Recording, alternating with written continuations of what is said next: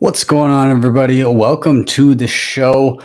Lots to talk about today. This has been a crazy couple of years. Very fourth turning-esque. If you've read the book, if you haven't, recommend you check it out, The Fourth Turning. But yeah, lots of stuff happening around the globe. We've got a lot of stuff happening in Ukraine right now. Obviously, all the stuff that was happening in Canada and continues, I guess, to happen in Canada. We're going to touch on a bunch of it. We're going to kind of do a little bit of a focus on what's happening with these geopolitical tensions and some different takes on how it could play in with Bitcoin or affect Bitcoin, or, you know, we'll kind of run the gamut here. As always, this is live. Anything can happen. So I defer to my friend Bill here. We'll do it live. Okay. We'll do it live. Fuck it. Do it live. I'll write it and we'll do it live. And thing sucks. Now, if you haven't already, please do like, subscribe, share. All those things really do help the channel, help get this in front of more eyeballs. But as always, I am Ben with the BTC Sessions. This is your daily session.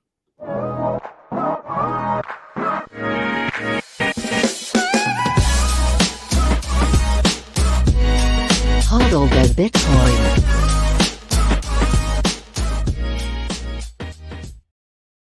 All right, before we dive into the news, let's take a look at where we are in the market right now. Oh, Lord, I just lost access to my screen share permissions, of course. All right, well, we're just going to go with it. Okay, we had this problem before. Anyways, so we are sitting at $37,950-ish per coin. A single US dollar will pick you up 2,635 sats. 90.32% of all Bitcoin have been mined. And in terms of fees, six sats per byte will do you for the next block. If you're willing to wait an hour, you can still set it to 1 sat per byte. Of course, shout out to sponsors of the show, Shakepay.com. If you're in Canada, easy way to get Bitcoin. You deposit via e-transfer, no deposit or withdrawal fees. They cover the miner fee for you. Thin spread, and there's a link down below. If you use them, there you can, after your first $100, get a $30 little kickback for that. So be sure to check them out if you haven't already. Of course, they've got their Sats Back Visa card, and you can shake for Sats every single day with the app. So check them out. LEDN.io, of course. You can use your Bitcoin for a ton of different services. In particular, if you're in a pinch, you need dollars, but you don't want to sell your Bitcoin, you can use their Bitcoin-backed loans. Just deposit Bitcoin, get a loan of dollars to your bank account within 24 hours. And when you pay back those dollars, you get back the same number of sats. They've, of course, got savings accounts for Bitcoin and USDC, and they have their B2X offering as well. One of the things that obviously we've been talking about a bunch lately, but Bitrefill, easy way to get gift cards for anything you may need, whether it be fuel or groceries or really anything, doesn't really matter. But Bitrefill available in Canada and around the world, and you can buy gift cards with Bitcoin, both on-chain and Lightning. You earn sats back as you shop, and they do have a referral program too to get yourself some extra sats while you're shopping. A couple last things. Keystone, my favorite and most used hardware wallet. It is 100% air gapped, meaning you don't plug it into anything internet connected. It's all offline via QR code, and that keeps the keys to your money safe and offline. Definitely recommend upgrading to the Bitcoin only firmware. Then it works beautifully with Blue Wallet, Wasabi, Sparrow, Spectre, and is really good in a multi-sig. So check it out. And of course, if you're backing up any important Bitcoin wallet, get it in solid steel. Paper doesn't cut it. And I usually use the BillFodl over at privacypros.io for that. So be sure to check them out. Links are down below. And with that, let's get into the news. And again, sorry, I don't have the visual accompaniment. Maybe it's time to go to a different platform, because StreamYard is giving me some grief lately and keeps on revoking permissions for sharing my screen right as I'm about to do these things. But regardless, I have a Forbes article up here talking about the reasons why a war in Ukraine will make inflation worse. And it goes through a number of different things, but I'm going to read a little bit here. And this was actually written, actually near the end of January. And so it was talking about kind of the buildup of troops on the border with Ukraine, and how if conflict broke out, as it now has, why that would just contribute to already bad inflation. So a few points here. So federal deficits would increase. So wars in general are inflationary. Wars involve significant expenditures to employ, transport, arm, and feed troops. Military conflicts also involve purchasing weapons, ammunition, military equipment. The cost, just to give some context, the cost of involvement in Afghanistan was estimated at $3 trillion, which is less than we even printed in the first little bit of COVID. So there you go. The additional spending of war in Ukraine will undoubtedly increase federal deficit, and not in the way that makes the U.S. economy more productive in the short or long run. Second point here, monetary policy would have to ease. In order to pay for all these things, you can't have a Fed that is being hawkish, aka rising interest rates, because the interest rates on the debt that the US would be racking up in doing so would be way too cumbersome, and they just wouldn't be able to afford that debt with the debt to GDP ratio as it is right now. So yeah, you'll likely see that all of those rate cuts that were being floated around start to become less and less likely. Energy prices also likely to rise. Oil and natural gas prices rise sharply when war happens, as armies consume enormous amounts of oil. Again, just for context, in the early 2000s, when Afghanistan and then Iraq happened, oil prices increased sevenfold, from $25 a barrel in September 2001 to $140 per barrel in September 2008. And oil is already expensive right now. So hold on to your hats, because it might get a hell of a lot more expensive, especially, and this one isn't mentioned here in the article, but in the context of, I saw an article today talking about Germany pushing to go green. And what they actually did is, yeah, they did some renewable resources in Germany, but then they just imported oil and coal from Russia. And now those lines are starting to potentially be a little bit cut off, and that the energy prices in Germany are likely to spike. So I think a lot of, and why did Germany do that, by the way? It makes their emissions look better so that they can kind of fit in with all these accords, rather than, actually creating a sustainable solution. Like, it's fine if you want to be using renewables, but you better make sure that they hold up and can actually replace traditional fossil fuels before you go and go off that standard entirely. And it seemed like it was a little bit of virtue signaling there, because they were still using a lot of the same resources in that transition. Also, shortages will probably worsen. A war is not just an increase in aggregate demand for energy. It would also increase demand for semiconductors and a wide range of commodities. Of course, U.S. military will go in front of any line for semiconductors or commodities in short supply. So obviously prices there would go up. Food prices could increase. Again, natural gas is an important input in producing fertilizers, so shortage of that. There you go. And of course, the US dollar could depreciate. So if the United States were to do economic sanctions on Russia, and let's say they cut them off from the SWIFT network, which we'll touch on is being floated here, what happens then? Well, Russia starts conducting trade in something other than the US dollar, which means that anybody else that conducts trade with Russia no longer has to hold as many US dollars to pay for those goods that are coming from Russia. AKA, we start to see a shift away from the US dollar as a global reserve currency, which means there's much less demand. And as we've seen over the past couple of years, a hell of a lot more supply.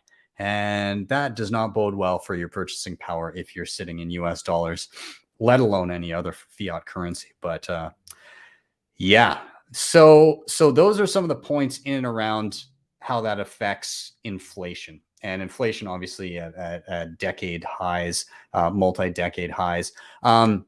We have that the British Prime Minister Boris Johnson, and he's pledged to hit Russia with hard aggression in Ukraine. and ordered an asset freeze against all main Russian banks. So what has he done here? British Prime Minister Boris Johnson said he would aim to cut Russia off from the UK's financial markets as he announced a new set of sanctions in response to Putin's invasion of Ukraine. Sanctions include freezing the assets on all major Russian banks, including VTB Bank, the nation's second biggest bank, Johnson said Thursday.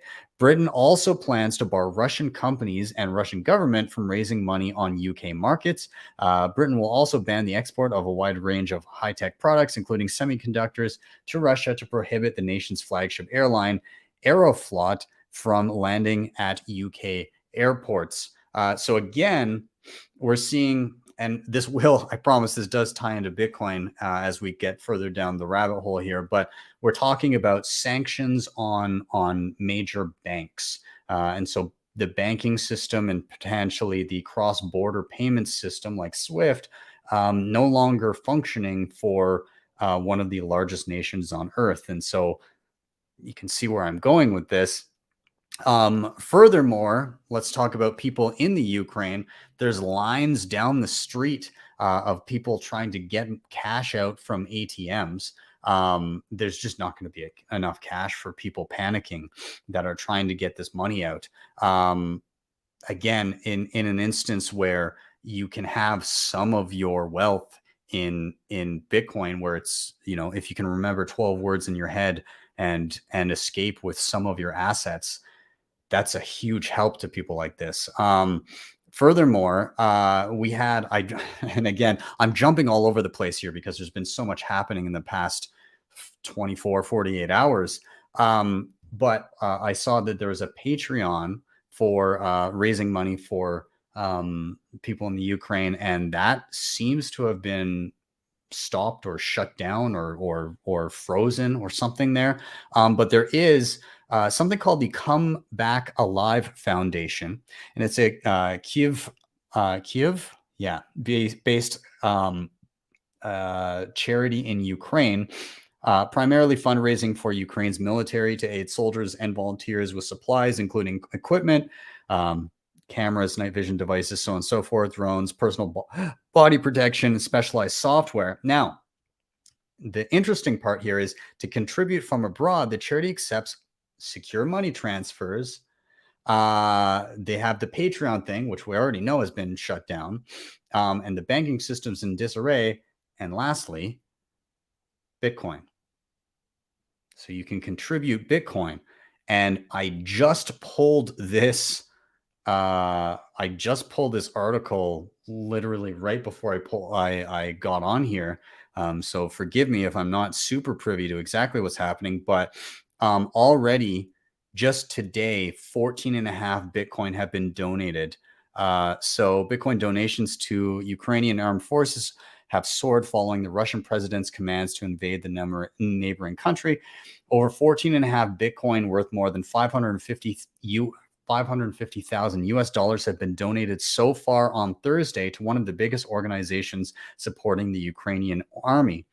Come Back Alive began operating in 2014, so on and so forth. But yeah, 14.5 Bitcoin just today has gone in there. So again, it's an instance where when the legacy financial system is failing in multiple ways, well, you can use this alternative to move value anywhere in the world unimpeded. I mean, obviously, we've seen that in the last couple of weeks here, but just another example, again, globally, where you know, they're getting donations shut down on Patreon. They're getting the banking system is in disarray and can be difficult to access. There may be lots of different hurdles here, and then Bitcoin can just be there immediately and usable. Now, it's not without its flaws. You know, there you've got to either have peer-to-peer, the ability to transact peer-to-peer. You've got to have some sort of circular economy, or you have to have on and off ramps. Obviously, the on and off ramps are the weak point, but if you can establish some sort of circular economy, then it begins to function seamlessly. Now, in terms of what does this mean for Bitcoin, the asset, and I almost feel in poor taste even discussing price here, but there's been lots of comments on this, and even earlier today we saw initially the price of gold spiked and the price of Bitcoin dropped, and it seemed to be this knee-jerk reaction of, the right now the sentiment is treat Bitcoin as a tech stock almost. And, in times of war, it's, you don't want, people tend to be fearful of things like tech stocks, right? However, we saw that reverse through the day. Gold started dropping and Bitcoin started going up. Now, why this happened is anybody's guess. I did see some people speculating, saying, well, look at how much gold Russia and China hold right now. And would it be, in terms of people that may have a bit more of a pulse and maybe a bit more control over the market, that's not a positive thing necessarily for Western nations if what are perceived as aggressors are holding on to assets that are appreciating in value. And so you saw like a steep climb and then a total reversal, and you saw kind of Bitcoin and gold, diverge from each other and then completely go the opposite direction. And so, you have obviously probably some Peter Schiff celebration earlier in the day, only to be completely reversed. I want to bring up a clip from Michael Saylor tweeted it out, but it's a clip from CNBC, Mohammed El-Arian, talking about how this is likely to impact inflation, impact the Fed, and how it handles its monetary policy moving forward. So we'll just jump to that right now. What would you anticipate the next move being from the Fed in that case? So this takes 50 basis points completely off the table. It takes the 8-9 hikes that a lot of people were talking about for this year off the table, and thankfully so, because you heard me say on your show that I didn't think the U.S. economy could accommodate and live with such slamming of the brakes of monetary policy. It means the Fed is going to have to be even more careful, and it's going to have to tolerate higher inflation. Nobody wanted to be here, but we were already far away from the world of first best in terms of monetary policy, and now we're going to get even further away. So we're going to have a very sort of unsatisfactory situation when it comes to inflation and when it comes to growth, unfortunately. Mohammed, I've had very... So again, I feel this would have happened in terms of Fed policy, whether there was war or not. But war just, it's a, I don't want to say an excuse, because you obviously, given the state of things, they're not going to be able to continue monetary policy as they had projected. But I think that even in the absence of all of these things happening right now, the market was already down so much on just the idea that they're going to be raising rates. Without even doing anything, the market was dropping. And they think they're going to get through multiple rate hikes. I don't think so. So as the guy said, as Mohammed said there, be prepared for more inflation, because it's likely coming. Now, in terms of the Bitcoin price, it's obviously been pretty volatile the last little bit.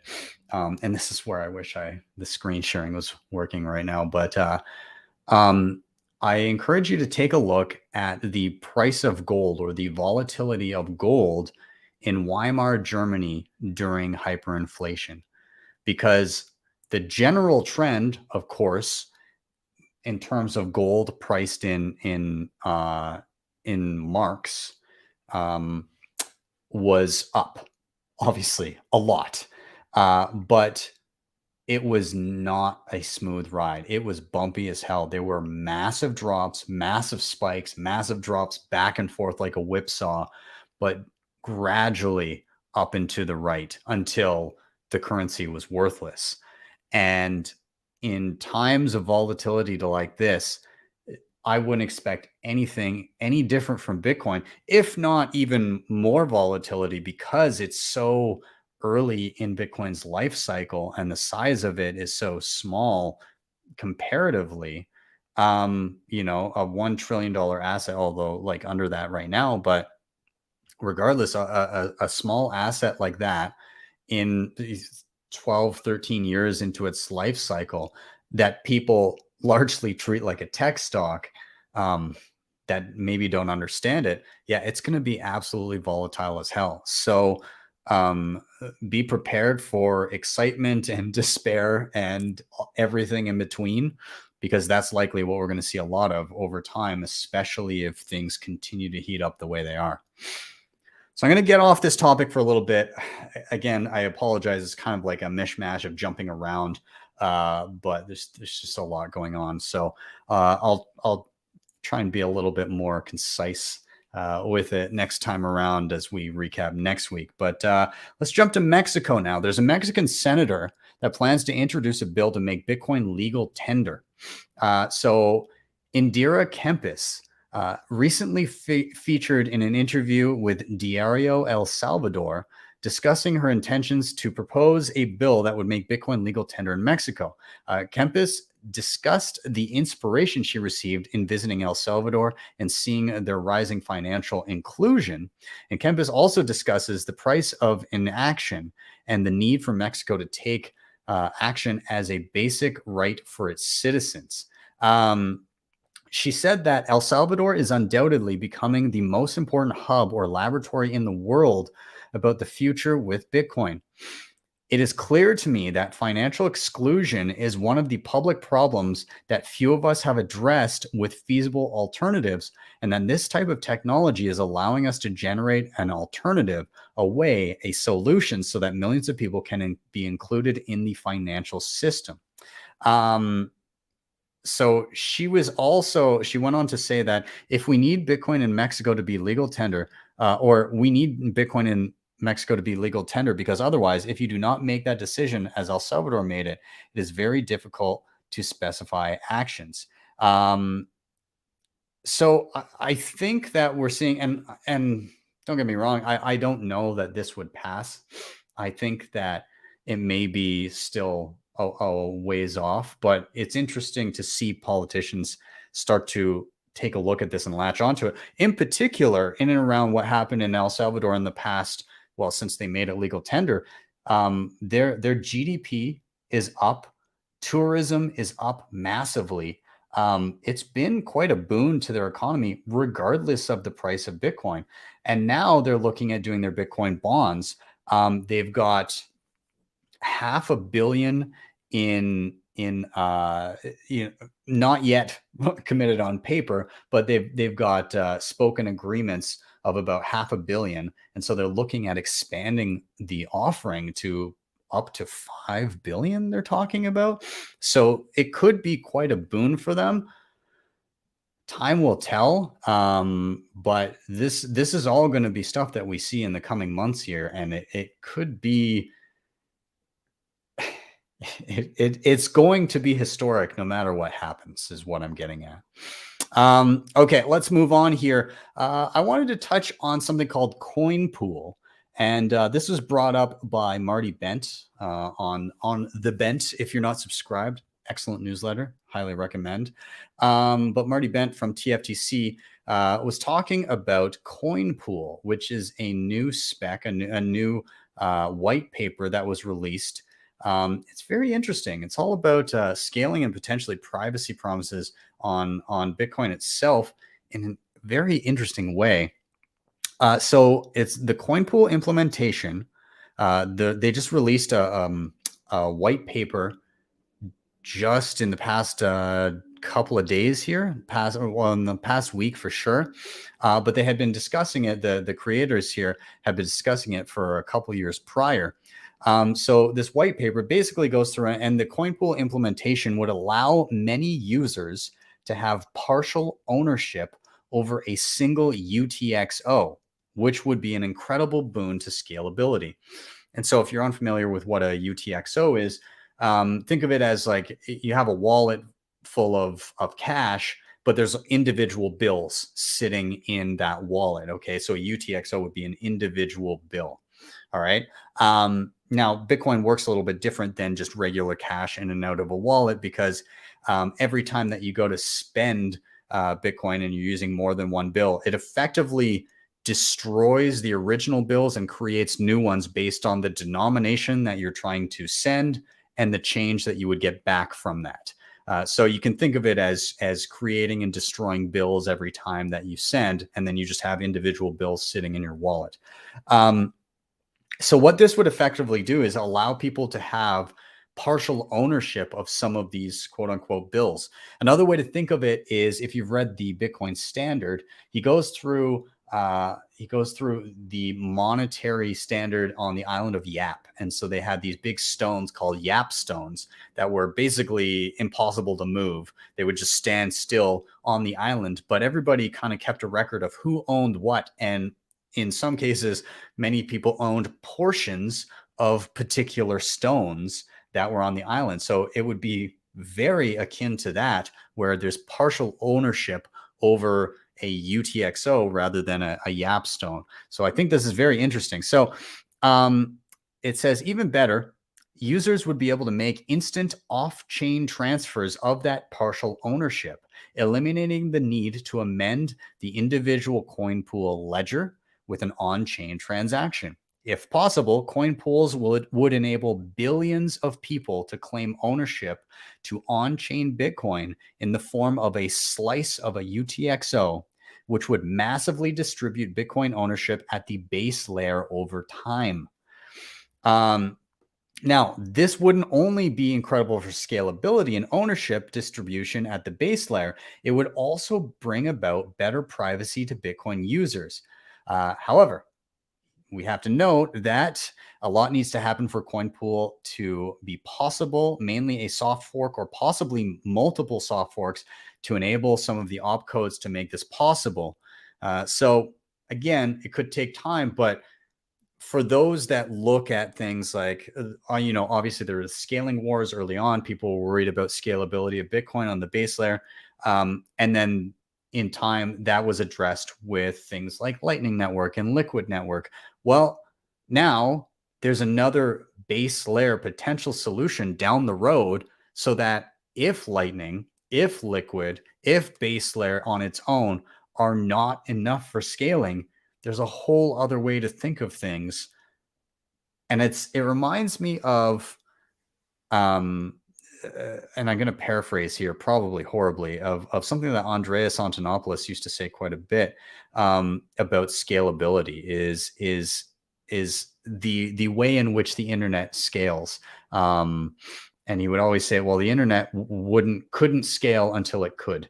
It would always bump up against these limitations until suddenly some new innovation would come along and make it all possible. And I think that's what we're going to see quite often with Bitcoin, where, oh, holy crap, we need something here, and innovation will come about in layers to allow this kind of stuff to happen. And again, soft fork here. We do not have to hard fork to make this possible, and that's an awesome thing. So yeah, anyways, you can check that out over on the Bent, Marty's Bent, or they did repost it to Bitcoin Magazine as well. So go check that out.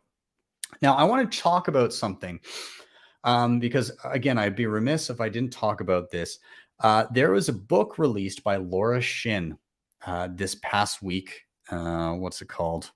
The Cryptopians, something like that.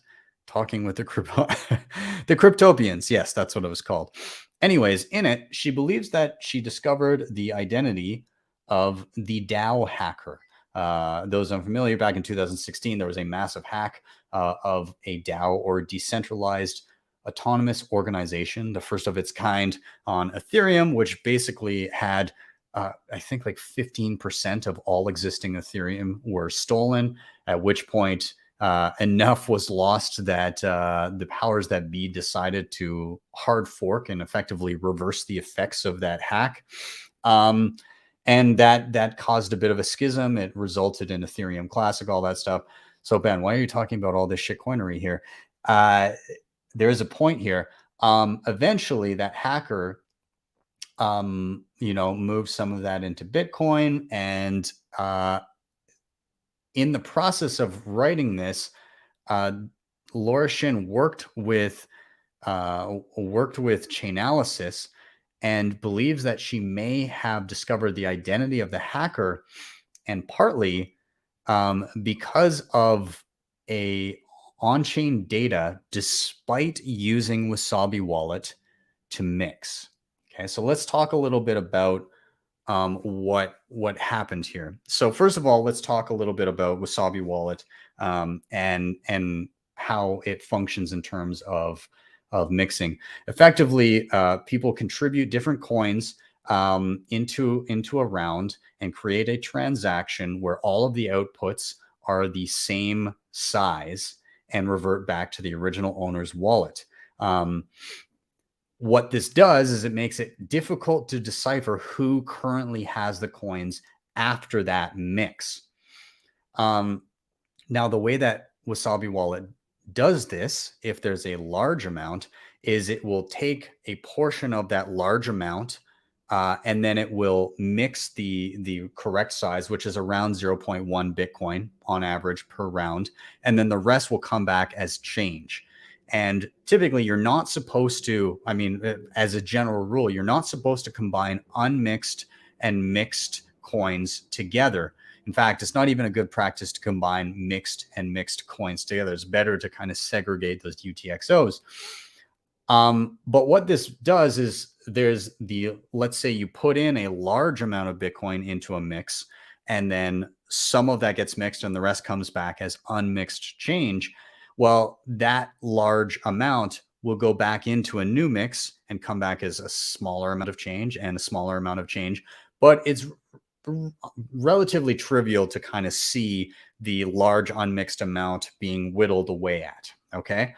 Now, in essence, if you were to do this in the long run, it's not a big deal. If gradually that gets whittled down and there's no connection between the unmixed change and the mixed change.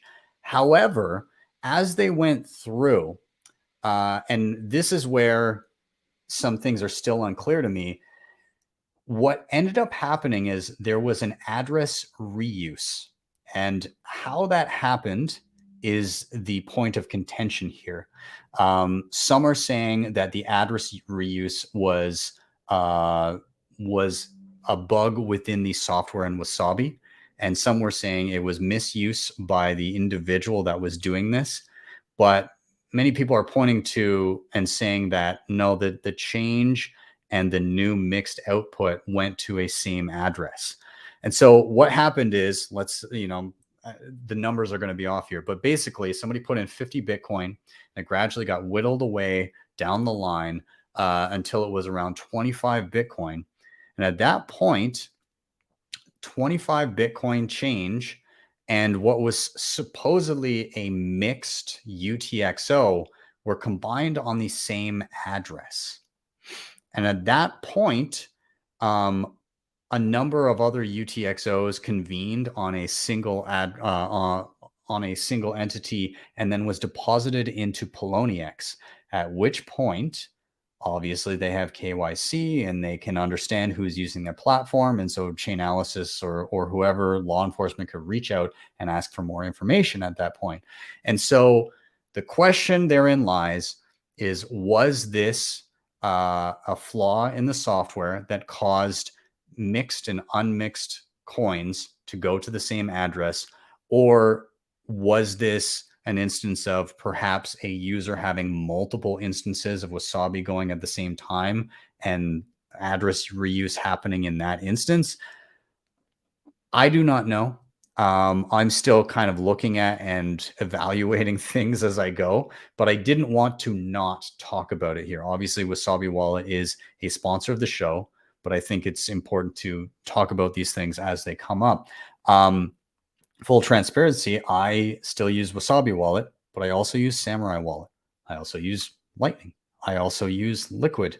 I also use state chains. So there's a lot of different tools out there, but just be aware and just be cautious and perhaps use multiple ways of keeping yourself private, because there's not exactly a silver bullet and user error can still occur. And also, you just never know. So I plan on continuing to use Wasabi, but I also want to look at this objectively as time goes on and kind of see, and also see the responses here. And I'm still looking at it, but there is a good video called "How Wasabi Was Demixed by Chainalysis." Now, it was released by Samurai Wallet, of course, and you know, Wasabi and Samurai tend to butt heads quite a bit, but it's worth watching just to kind of see the flow of funds and how things were kind of narrowed down. And then yeah, I guess that's all I'll say about that. I encourage you to watch it, and I'll just leave that there. Okay, let's talk a little bit about let's bring things back here to Canada, where I am. Obviously, a lot of stuff happening over the last couple of weeks with the Emergencies Act and the Bitcoin donations for truckers. And if you guys were following along, obviously, like it's been a stressful few weeks, but effectively, what has happened is there was a lot of Bitcoin that was donated, and Nick, aka Nobody Caribou, managed to distribute about 14, somewhere in the realm between 14 and 15 Bitcoin directly to truckers. He worked tirelessly at this and went out and distributed those funds directly via, if I'm not mistaken, seed phrases that could then be imported into Blue Wallet and potentially swept to whatever other wallet that the individual would like, and then used as they saw fit. And he provided different resources of how to purchase things with Bitcoin, so on and so forth. However, there was also as I understand it, like a class action lawsuit from a couple individuals and a business within Ottawa against the convoy organizers. So this included people like Tamara Lich, BJ Dictor, who is also helping with the Bitcoin donations, and Nick as well, aka Nobody Caribou, was named. They were all named as defendants, amongst other prominent convoy organizers. Myself, Greg Foss, Jeff Booth, and for some reason Francis Pouliot were listed down below, not as defendants, but as custodians of some of the Bitcoin that may have been involved, along with a whole bunch of different exchanges. So I saw like Bull Bitcoin and Shakepay and BitBuy, and I think some others on there listed as well. And then there was a list of individual addresses to which Bitcoin has flowed. So there was basically an order to freeze that Bitcoin. Now, so what are the current state of things? And Nick has kind of been updating about this, but there's effectively a large lawsuit against the organizers. Couple $100 million lawsuit sitting there. 14 to 15, somewhere in there, Bitcoin are in the hands of truckers themselves. So technically speaking, are they allowed to move it? And I don't know if they're privy to even what is happening here, but basically they have direct access to that Bitcoin.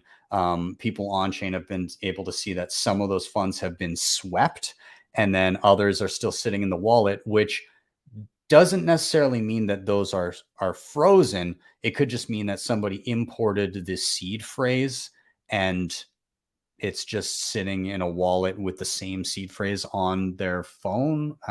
So The answer as to what's happening with that Bitcoin, I do not know, but 14 to 15 of it is actually in the direct hands of truckers. Now, as soon as Nick, as one of the custodians, and I guess I should preface this by saying, obviously myself, Jeff, Greg were helping BJ and Nick with a multi-sig and with the donation page and all of that stuff very early on, and continued throughout. About, I'm trying to think of the timeline here. Everything's kind of meshed together. A couple weeks back, maybe more, the decision was made that having myself, Jeff, and Greg as public key holders was not secure. And so funds began to migrate to another multi-sig at the discretion of Nick and potentially BJ and some of the other people involved, like the actual trucker convoy planners, so that they could have full discretion of where those funds went. And so that gradually moved over so that myself, Greg, Jeff were no longer points of failure, easily identifiable points of failure. So at that point, we basically had to try to not know who had keys, which obviously was not communicated to us purposely. And then it was at the discretion of Nick and the board, the corporate structure set up with them as to what to do with these funds. A bunch were distributed, but as soon as this order dropped, and Nick was privy to it, effectively, the remaining Bitcoin is under this Mariva injunction is not to be moved. Otherwise, individuals with keys to that could face massive fines or jail time. Okay, so that's kind of where things sit right now. There were calls, or rather notifications sent out to a number of, it seems like they just blanket sent out notices to everyone, including Nunchuck and Edge Wallet. And basically they asked these non-custodial entities to freeze assets and give up personal information. Now, the Nunchuck reply to this, Nunchuck Wallet reply, which is a multi-sig, was something else. So I'm going to read it here. They said, "Dear the Ontario Superior Court of Justice, Nunchuck is a self-custodial collaborative multi-sig Bitcoin wallet. We are a software provider, not a custodial financial intermediary. Our software is free to use. It allows people to eliminate single points of failure and store Bitcoin in the safest way possible while preserving privacy. We do not collect any user identification information beyond email addresses. We also do not hold any keys. Therefore, in bullet points, we cannot freeze our users' assets. We cannot prevent them from being moved. We do not have knowledge of the existence, nature, value, and location of our users' assets. This is by design. Please look up how self-custody and private keys work. When the Canadian dollar becomes worthless, we will be here to serve you too. Sincerely, the Nunchuck team." Holy shit. I was a little in awe reading that. And then there was a second response from Edge Wallet, official response, request to freeze Canadian Edge users' accounts. So they write here in a blog, in the wake of ongoing turmoil taking place in the Canadian capital of Ottawa, Deputy Prime Minister Chrystia Freeland has requested via the Emergencies Act that various financial services companies freeze accounts of those linked to protesters occupying the region, as well as those providing funding to the protests but not present physically.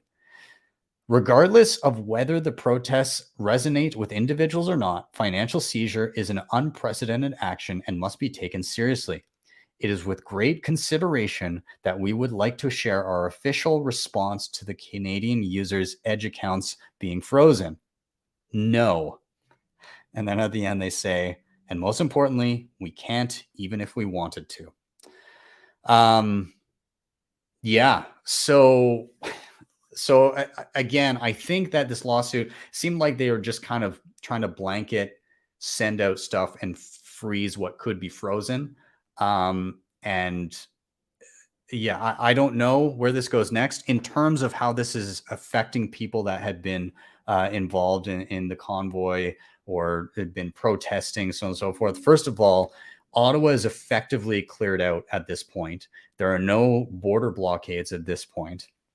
There are a few small camps of trucks outside of Ottawa, which are dwindling in size over time. Now, what this has done is it's caused, I imagine, some problems with the Canadian banking system, in that this is a massive overreach in enacting the Emergencies Act, such that people have got to be questioning. And I'm not just talking about individuals, I'm talking about customers, or rather companies and individuals outside of Canada. If a peaceful protest, whether you agree with it or not, if a peaceful, non-violent protest can invoke the Emergencies Act and have people's bank accounts frozen at will with no court order whatsoever, do you feel secure having your assets in Canadian banks? And so what was happening was, initially a lot of bank accounts were being frozen, hundreds of different bank accounts being frozen, both corporate and individuals. And after, I want to say, about a week, though, that started being reversed. People's accounts started to be unfrozen. Same with even BJ Dichter, his account, credit cards, everything was frozen. I saw from him just recently that they are now unfrozen. I spoke with Nick the other day. I believe he is now in the clear to use bank accounts again as well. And I think it's, again, it starts to become speculation, but I think those heavy-handed actions were beginning to be questioned and maybe having adverse effects. Beyond this, the Emergencies Act, this is the crazy thing. So I'm going to fill you in on a little bit of stuff that's been happening here. There was a big vote on Monday night whether to extend the Emergencies Act and these special powers that the government bestowed upon itself. And so the Liberals, who are Justin Trudeau, and that's his party that's in power, and the NDP, which also kind of leaning far to the left, and they tend to align with the Liberals a lot, or just kind of follow along with whatever they're doing. They effectively, every single person in both cabinets there voted yes to extend this. And some very reluctantly. And why would they vote against their beliefs? Well, because Justin Trudeau that day effectively said, those who vote no, if this doesn't pass, I have to interpret this as a vote of a lack of confidence in the government to make hard decisions during very important times, or something to that effect. What he was alluding to there, obviously, was that if it failed, he would trigger an election. And why would that be bad? Well, for anybody that's liberal or Democrat, they're worried as hell about losing their, like, basically being voted out of their seat. And so in their minds, and this was said publicly by a number of them, is I'm gonna reluctantly vote yes on this because I don't want an election to happen right now. And then what happened? They all voted yes, they passed it, and less than 48 hours later, he revokes the Emergencies Act. So all those people that voted yes, that yes, there is absolutely still an emergency present that warrants the extension of these emergency powers because there's such a risk right now. And all of the NDP that said reluctantly, and Jagmeet Singh, the head of the NDP, saying, you know what, we're reluctantly doing this. But as I promise, as soon as we think that there's no longer a threat there, we will pull our support from it and we'll make sure that things go back to normal. And what does Trudeau do? He goes and rug pulls them and pulls the Emergency Act before they have the chance to do it. Basically, with egg all over their face, saying, "Oh, silly us! We voted to extend it, and you didn't even use it for the day and a half extra that it was reinstated." And so why the sudden turnaround? Well, it still had to go to the Senate, and it still had to be voted upon within the Senate, and the Senate was not as worried about what was going down in terms of potential elections. They couldn't be strong-armed into voting against their beliefs.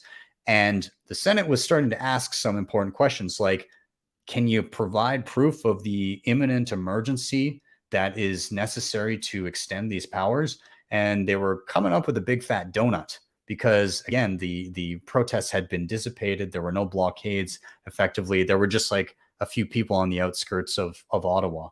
And so it looked like it was probably going to be shut down in the Senate, if I had to guess. And I'm imagining that Trudeau wouldn't have been a fan of that happening. It would have looked pretty bad. So he pulled it himself. So anyways, this is where things are currently. Again, sorry, there's a bit of a ramble. But what I wanted to bring up is I wanted to talk about Nick. So Nick obviously is part of this lawsuit, of which we don't know where this is going to go. However, he now has a page for legal defense. So he set up a BTC Pay server crowdfund, and I've donated to it already a couple times. I'm going to continue to do so. And he basically said all legal invoices will be paid and shared publicly, basically showing that he's not like blowing it on hookers and Lambos or something. So he'll be publicly sharing any invoices, and any unused funds will be returned to donors. He left a link. I retweeted it. So if you want to go find that, I've got to say, like, Nick had a lot of balls in all of this, and he was an absolute rock through everything. And he was out there, like, I'm across the country from him, just to give an idea, like the drive to Ottawa would be effectively 3 full days of driving. Like it's a big country, just so you know. But so I've been across the country corresponding with him. I spoke with him earlier today, and a couple days ago as well. He's doing good. He is on Twitter still. So keep up with him there. But if anybody deserves support for kind of the inspiration that he brought to so many people, for spearheading and just being on the ground and helping all these people, and kind of also showing the world that Bitcoin is needed. If anybody deserves a pat on the back and everybody's help, it's Nick. So I did retweet it. If I was able to pull up the page and show it here, I would. But you can find it either way. Follow at Nobody Caribou, the animal caribou, on Twitter, or just check in my feed, and I've retweeted it just today. So be sure to check that out. Okay, let's wrap up here. I did a video tutorial at the beginning of the week about paynims. So now I'm on again a bit of a privacy kick. Paynims are basically publicly sharing publicly shareable IDs that allow you to receive Bitcoin without revealing public addresses. And so what this does is it doesn't make transactions on the blockchain unseeable, but it does basically, if you've got like a page or a donation page, or if you're transacting with somebody, you're not publicly posting an address so that the entire world knows at that moment that is your address. And so it creates the ability for somebody to generate new addresses and send you funds. And so it's really cool. I know that more wallets are implementing it. Right now it's in Samurai, but it's also partially in Sparrow Wallet, and I believe there's going to be more support too. I also saw rumblings of Blue Wallet integrating it pretty soon, and I've also seen Samurai talking about other wallets adding it as well. I think it's something that's important and is needed, and it was really cool to play with. Well worth checking out. Anyways, I dropped that on my channel on Monday, so check it out. And tomorrow, why are we bullish? I've got 3 new guests.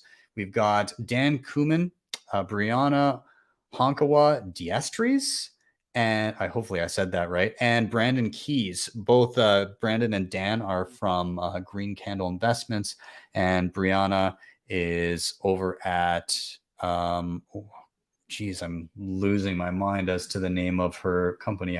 Basically a way to live on and spend Bitcoin. I apologize, Brianna. I'm just slipped my mind. Anyways, all new guests tomorrow for Why Are We Bullish? So very excited about that. Be sure to tune in for that tomorrow at 6 p.m. Eastern time. I think that's it, guys. Sorry I didn't have visual accompaniment this today. I'll get that fixed. Maybe I'll switch platforms. What do you think? And besides that, yeah, guys, like, sub, share, all those things are super important. This would, of course, if you want to help the show in another way, sponsors are all listed down below. You can check them out. And this would normally be where I shill my tips on my Strike page. But in lieu of that, I would request that you go and check out Nick's page and maybe drop him a few sats. You can do that on chain or via Lightning, and you can just find that on my Twitter page. But anyways, yeah, thanks, guys. I really appreciate it. And more to come. And yeah, have yourselves a good night. See you guys next time for your daily session.